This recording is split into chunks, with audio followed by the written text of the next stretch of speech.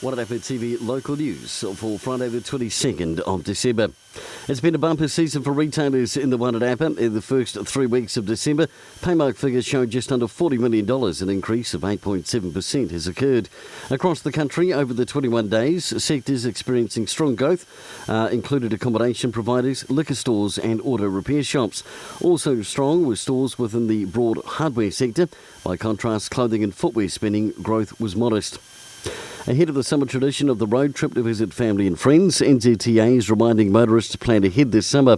Mark Owen, Regional Performance Manager, New Zealand Transport Agency, says we encourage people to plan their travel to try and avoid the heaviest traffic heading in and out of Wellington and around the region.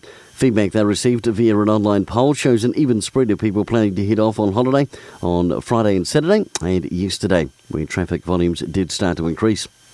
And the South Wairarapa District Council is helping run a program in January designed to give access to pools to local children to ensure that all South Wairarapa children get the chance to swim regularly through the holidays.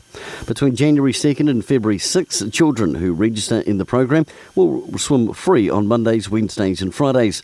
South Wairarapa libraries are taking the registrations and issuing special tickets and will check that the child lives within the South Wairarapa electorate. And in sport, arguably the best result for 2016 goes to hockey. Both Dalefield men and women winning their respective grades. The men beating Hutt 5-3 in their final, and the women securing a 2-3 victory over Eastern Hutt. A magnificent result that has turned heads, resulted in higher honours from many of our players. And of course, the Wairarapa has a history of producing some top black sticks. From Wairarapa TV, have a very Merry Christmas and a safe and happy New Year, and we'll see you again in 2017.